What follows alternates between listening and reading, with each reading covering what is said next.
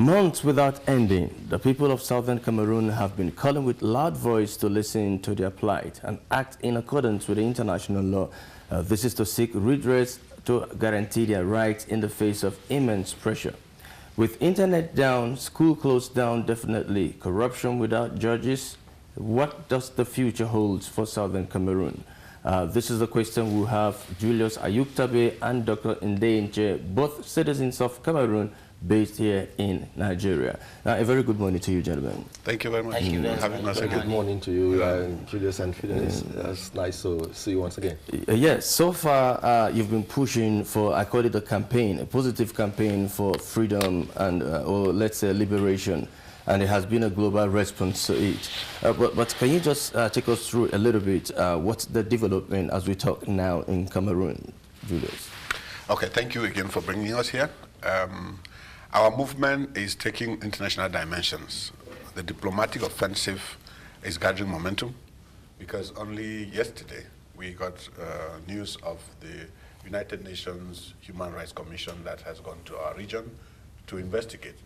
This is what we have been propagating, that people should not take our side of the story, go home and see. And from the stories we heard only last night, when they got there, one of the governors would not even as much as attend to them. That's the level at which our system has degenerated. But we are very thankful that internationally, the world is being called. On the social media, Twitter, Facebook, we are making a lot of, we're talking about it, and the world is responding. But if the world has really responded to this very act, you know, that the southern Cameroon is facing, shutting down schools, making it a ghost town, don't you think you might violate the right of the child, you know, which he has the right to go to school? Okay, so let's put it this way. This child's rights would be violated if the parents of that child, who are sponsoring the child, wanted to send the child to school and somebody stopped them.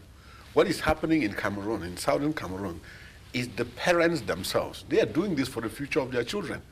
They are asking themselves, what is in it in this education I'm offering my child?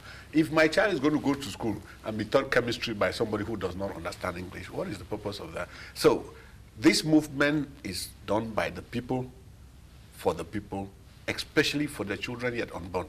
The parents have realized that we need to sacrifice today so that our children have a bright future tomorrow. The parents are keeping their children at home. There's a joke about a governor who went to a school just to visit and make sure that his children were in school. When he got there, he met only the teachers. And he asked one young man, he said, why is your child not in school? And the guy said, sir, no, I don't have a kid. And he's a teacher. He's a teacher. He said, I'm too young to have a child. He turned to the principal, he said, madam, why is your own child not here? And the principal said, Mr. Governor, don't you think that by my age, all my children are already beyond secondary school?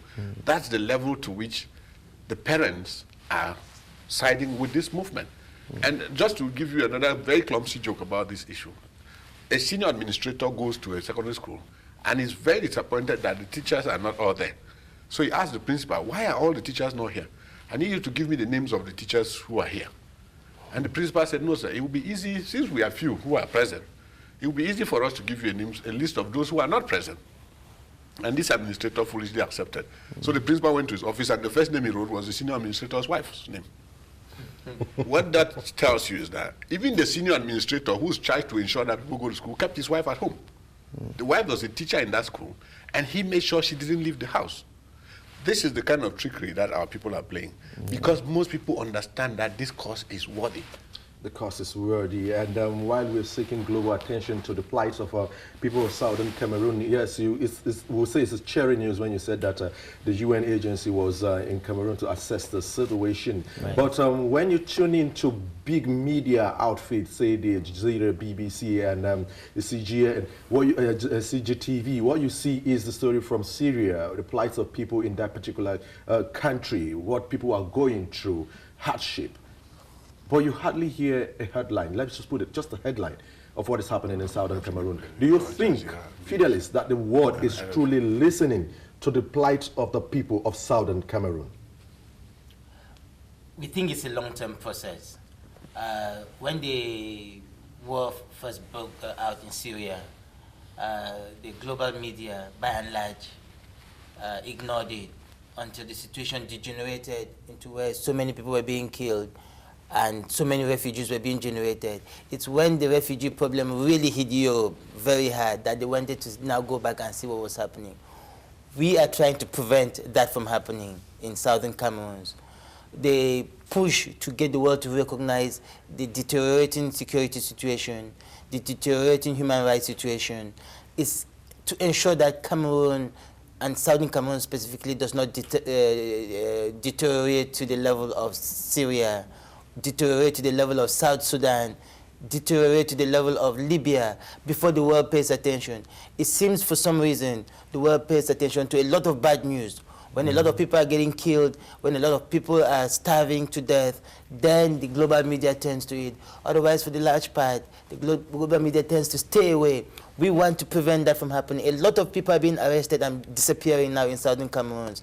We know a lot of people are being killed, but we do not want a situation where it degenerates to the point where it becomes a global news before the world talks about it. It's not been reported on official media, but what we see being posted on YouTube is something that is quite disturbing. We see technically more like a genocide going on in southern Cameroon. Isn't that the situation that we are having at hand right now? This is why we are really thankful for social media. But to their credit, we have to say that Al Jazeera has covered the situation in many, many programs. The BBC radio has been very much on top of the situation. Radio France Inter has covered. France 24 has covered. We are disappointed at channels like CNN that only covered it a little bit when the Cameroonians in Atlanta actually went and staged a protest at the CNN headquarters. So we think that it is high time that the world media, if they want to avoid a genocide happening in Cameroon, that's why we're really thankful to you for helping us do this. And we are glad that immediately we finish our programs here, we upload these videos on social media and they are going viral. Because that's what the world needs to hear. We don't have to get to a Rwanda situation before the world turns its attention. All right, Dr. Fidelis, in as much as you don't want, Dr. Jiro say doesn't want the Rwanda experience to, replicate itself in Cameroon. There has been a shutdown, total shutdown of internet, in the southern part of Cameroon, likewise power, as you said the last time you were on the show. But what's the development now with regards to the shutting down of internet, of total power supply? Well, today is the 36th day when since the internet has been shut down. And the key idea that the government has for shutting down internet is to prevent news of what is going on to be filtering out. So it has been the responsibility of southern Cameroonians in the diaspora, people like us, who call home, people like Dr. Julius, who call home, get the information, and let the world know. Because without that ability for people to actually get their smartphones, record what is happening, and send this information out, every day what we hear is more bad news. Doors are broken down, people in their homes are arrested, and they are taken away, and nobody hears from them. And the numbers of people we're talking about keep increasing. We're talking about people in their thousands. These arrests are not documented. They're not recorded anywhere. So when you see this situation, nobody knows what's happening to these people.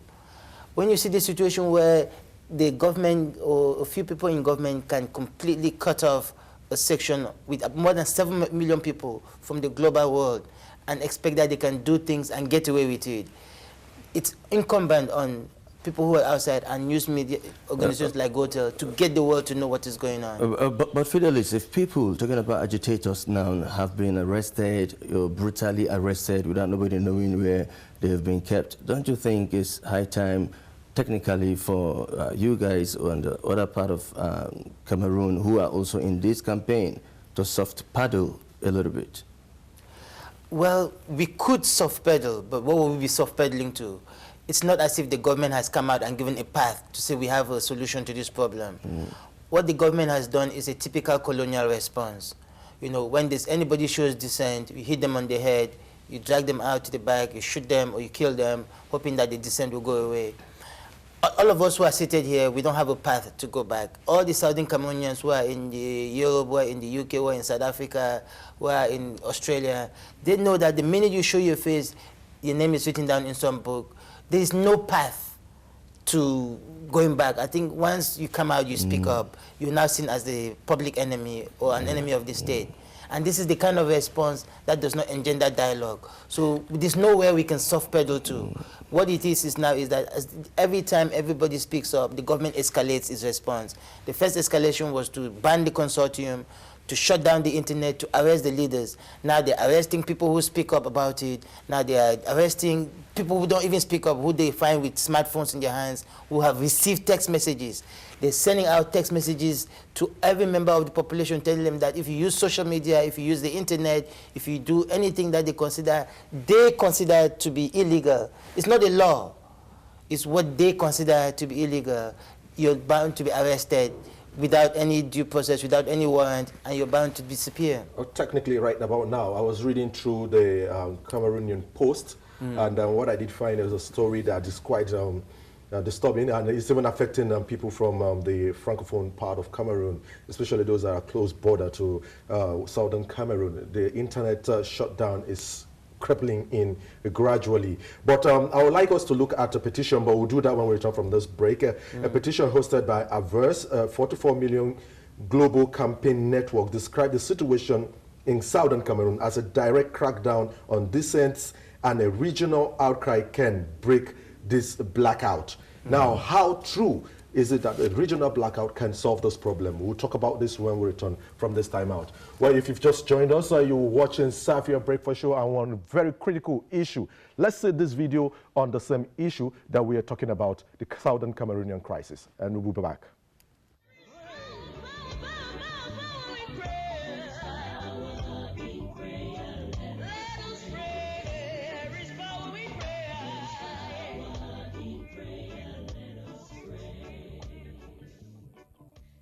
That we get tired, and when we get tired and we stop, then they will proceed to kill our leaders that they have in detention and all our children. This is Yaounde's plan. Therefore, we must continue to boycott the schools, beginning each week with Mondays and two days observed as ghost towns. We inform you that the diplomatic community is in effervescence on our issue. It is only when they step in that Yaounde will know that we have been crying for 56 years. When you feel tired and you want to give up, remember how many of our daughters were raped in Boya, beaten, deformed, maimed, and dragged in mud. When you want to give up, think of the sacrifices done by our lawyers, how they were molested, beaten in their hotel rooms, their wigs and gowns that are sacred, confiscated. When you want to give up, think about the businesses that have been ruined. When you want to give up, think about your children that are in the bushes, hiding from the oppressor. When you want to give up, think about the future of our children. Slavery and servitude is their lot. When you want to give up, think. Think. Weep for your children and think. And I tell you, our people, by July and August, we will see the fruits of our struggle. If we don't plant, we will not harvest. This is planting season. Plant, and plant abundantly. You're welcome back. If you just joined us, you're watching Safiya Breakfast Show. And of course, this is a reminder that if you want to be part of this discussion, you can log on to our Facebook page, www.facebook.com/Safiya on TvGotel, or better say, hit us on our Twitter handle. On this segment, we are looking at the recent development as concerns people of southern Cameroon. And our guests are Fidelis AyukTabe and Dr. Fidelis Ndeh-Che. They are both Cameroonians residents in Nigeria. Now, before the break, Aaron came up with an issue that has to do with a petition hosted by AVAF, a 44 million global campaign network, described the situation as direct crackdown on dissent and regional outcry can break the black. Okay, so only regional outcry can break this blackout. Do you think, now looking at the position of Cameroon not being authentically signatory to the ECOWAS, do you think this can really be visible? Can I put this question on hold first? I see him vehemently saying in that video we just saw that don't give up. Why you think it is time for you to give in? Don't give up. Why do you think he was so emphatic in that particular video? Okay, let's say yesterday when I watched this video, I could see he has painted a rear view mirror, giving us a rear view mirror why we cannot give up. I believe that when we cross the bridge, the government through its actions burned that bridge and we cannot go back. But also to fortify his point, last night I wrote a few lines painting the real picture of the promise for Southern Cameroons, why we cannot give up. And so I'll just read a few of them. So this is the promise. He gave us the rear view mirror of why we can't give up by what has happened. I'm going to give people the view, the picture, when I close my eyes, what I see in the Southern Cameroons we want to build. This is the country that when you want to give up, and by the way, people must remember that if you want to get gold, you must dig very deep. So the sacrifice we are doing is going to be worth it. What we are fighting for here is beyond gold, it's diamond. Regardless of the series of arrests and jail No, this is diamond. This is an investor's paradise, what we are looking for in Southern Cameroon. This is a country, God willing, that will have a clean slate and will design what we want. So what we are telling our people is that this is a promise that we are going to offer you for. It's a country where there will be independent and strong inclusive institutions, legal, the judiciary, the executive, and the legislative, and a media that would be called to work to make these people, these government agencies, accountable. We are looking at a country where everyone gets ahead, not because of who he or she knows, but because of the quality and character of that person. We are looking at a country that will offer hope for the girl next door and the son of a fisherman. We are looking at a country that will where the intercity roads will link all our local government, where the railroads will cross the regions of this country. That's the hope we are giving our people, where you can fly from any country of the world and you land at the Bamenda International Airport or the Tico Airport, where you can ship your goods from everywhere and you receive them at the Victoria Seaport. That is the hope we are telling our people. But is this not a utopia? No, it's not. Okay, now, Julius, let me just hold you on this one. While we continue with this discussion, we're going to have a video of the ghost town that is being played, put by the people of Southern Cameroon to push home their message, the need for everyone to come to that.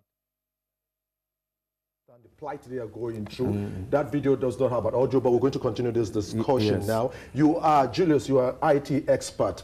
This is just a semblance of what we see the ghost town all about. Shops closed down, homes, nobody on the street. Nobody on the street. And this will go on Mondays, Tuesdays. Monday, Tuesday. This is what the people have decided to do. And no leader can stop this from happening. Okay. While we go on, let me have you react to that issue. The petition hosted by Averse, a 44 million global campaign network, which describes the situation as a direct crackdown on dissent and a regional outcry, can only break it. Now, this is what it's advocating for.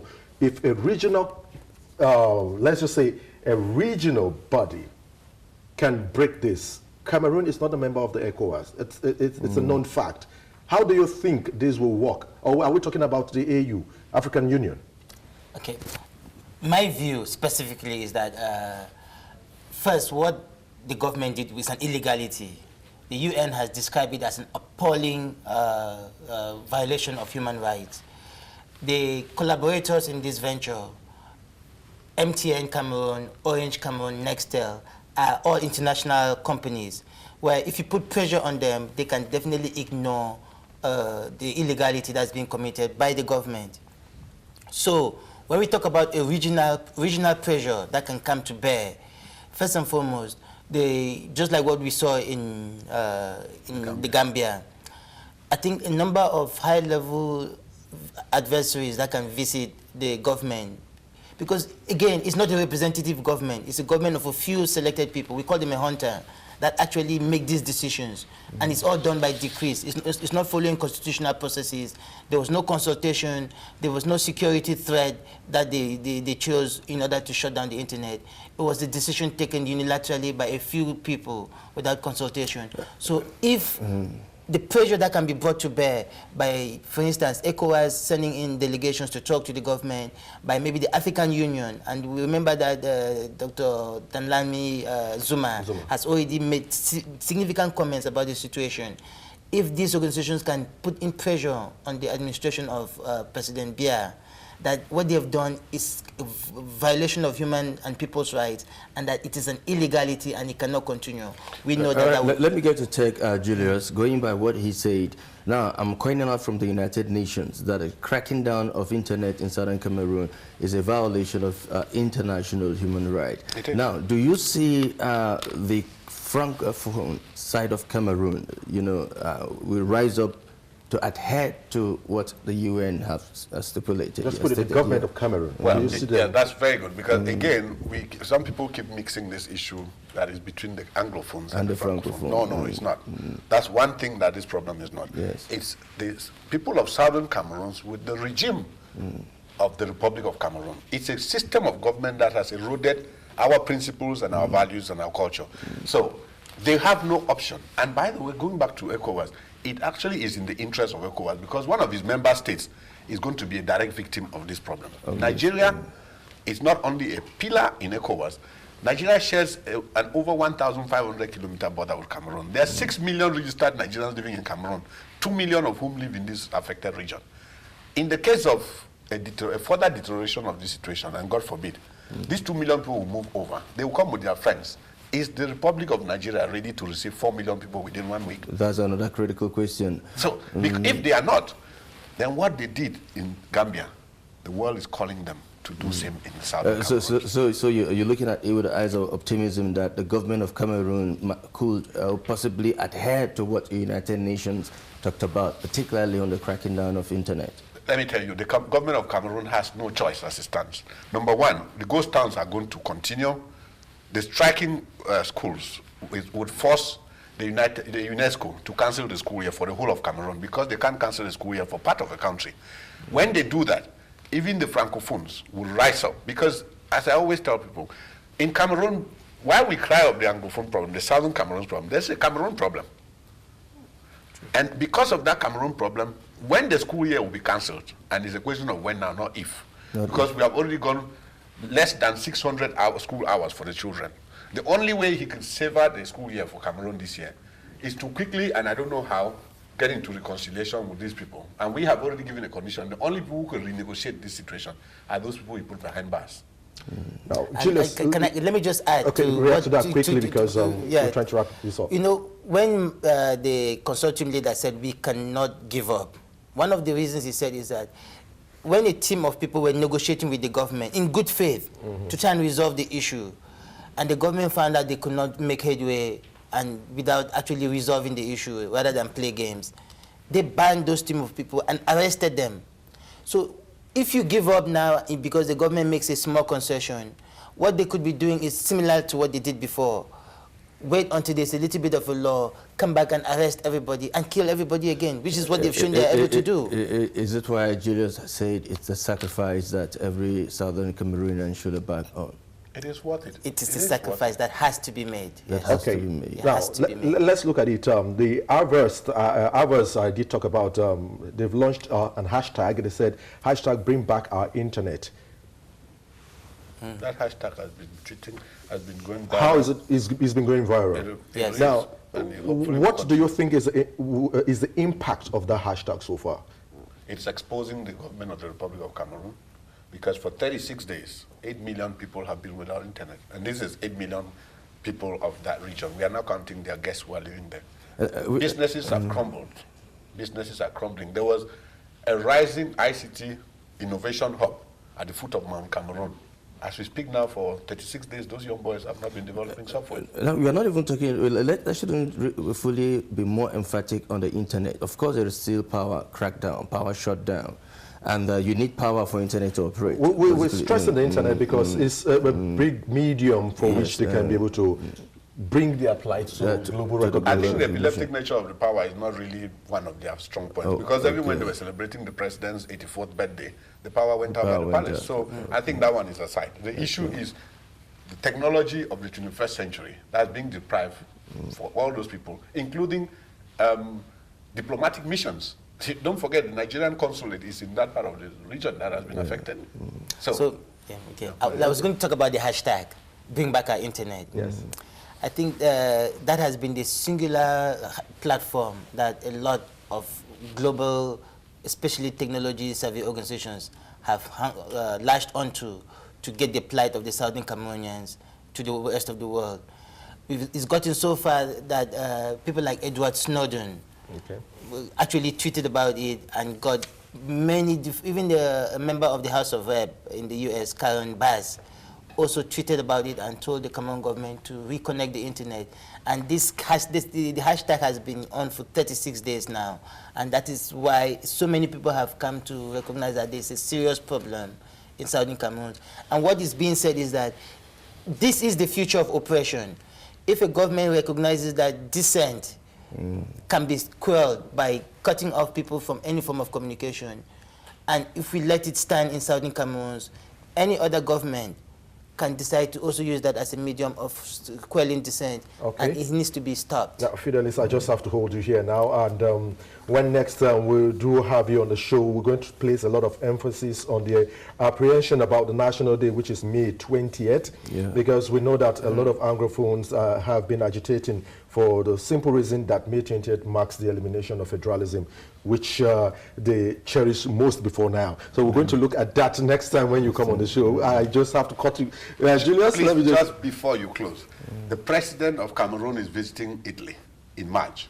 There's going to be a mammoth march by all Southern Cameroonians to tell him that he has to go back and revisit that. We are going to march in Trafalgar Square in London, and then we'll end up a third march at the United Nations building. Okay, thank you very much, gentlemen. We look forward to having updates on this development. Well, there has been Fidelis AyukTabe and Fidelis Ndeh-Che. Both are Cameroonians resident in Nigeria. Now, they spoke on a very pressing issue in their country and hoping that the world would please turn their eyes to that area and salvage the situation. We'll take a break right about now and we'll return with more on Safiya Breakfast Show. Just stay with us.